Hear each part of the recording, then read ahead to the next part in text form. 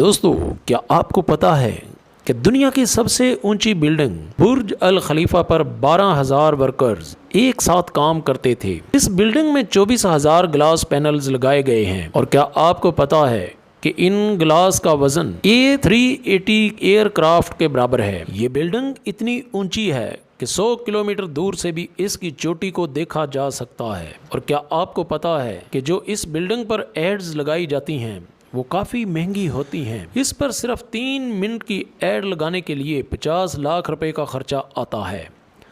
یہ تو تھی برج خلیفہ کی کچھ انٹرسٹنگ باتیں، لیکن اب آپ اور بھی حیران ہوں گے کہ آخر برج خلیفہ کو بنایا کیسے گیا، کیسے اتنے وزنی پائپ کو اوپر تک پہنچایا گیا، کیسے برج خلیفہ کے اوپر 100 ڈگری کے ٹیمپریچر کو کم کیا گیا۔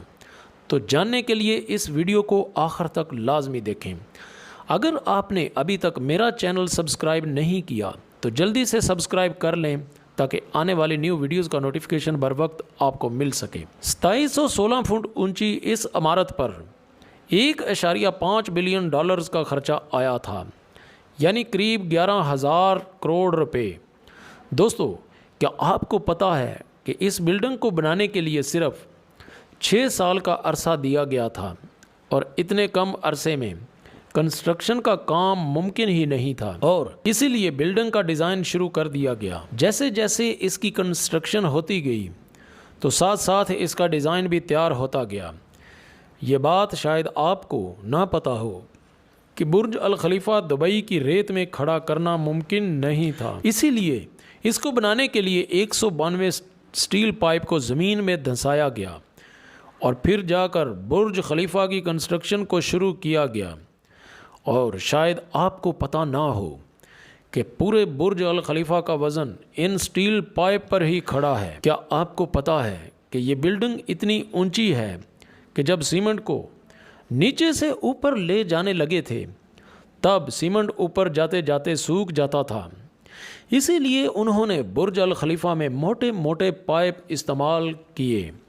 ان پائپ کا کام سیمنٹ کو اوپر تک پہنچانا تھا، لیکن یہ کام اتنا بھی آسان نہیں تھا، کیونکہ برج الخلیفہ میں لگنے والے سیمنٹ کا وزن 1,00,000 ہاتھیوں کے برابر تھا۔ اتنا بھاری سیمنٹ اور اوپر پہنچانے کے لیے انہوں نے دنیا کے 3 سب سے پاورفل جمپ انسٹال کروائے، اور ان مشینوں کی قیمت کروڑوں میں تھی۔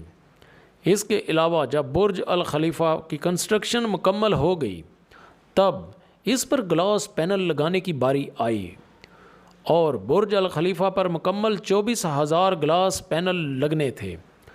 جب گلاس پینل لگائے گئے تو برج الخلیفہ کا ٹیمپریچر 100 ڈگری کے پاس پہنچ گیا، اور اس کو ٹھنڈا کرنے میں 10 گنا سے بھی زیادہ خرچہ آنا تھا۔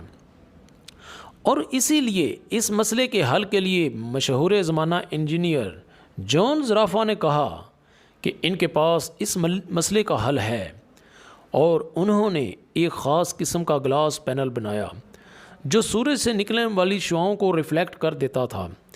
لیکن یہ گلاس پینلز بہت مہنگے تھے، اور ایسے 12,000 گلاس پینل خریدنے میں 3 ارب اور 60 کروڑ کی رقم خرچ ہونی تھی، جو کہ بہت ہی مہنگا کام تھا۔ اسی لیے ایک فیکٹری لگائی گئی جس میں صرف یہ گلاس پینل بنائے گئے، اور صرف 4 مہینوں میں ہی یہ گلاس پینل بن کر تیار ہو گئے۔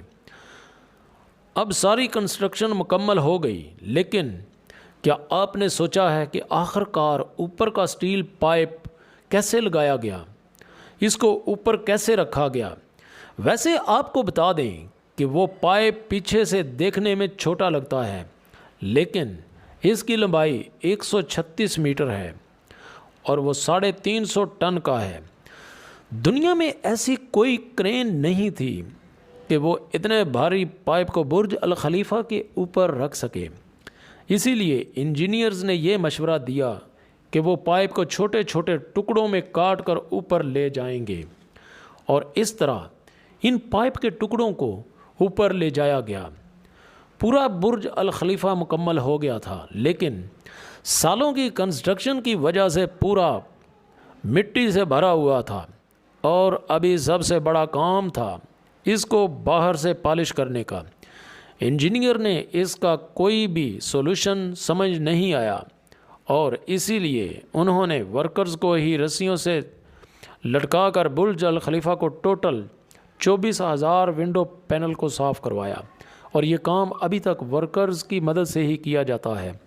جی دوستو، یہ تو تھی آج کی ویڈیو جو آپ دوستوں تک پہنچائی۔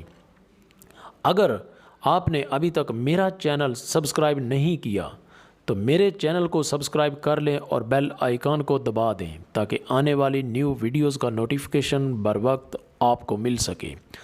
نیکسٹ ویڈیو کے لیے اجازت، اللہ حافظ۔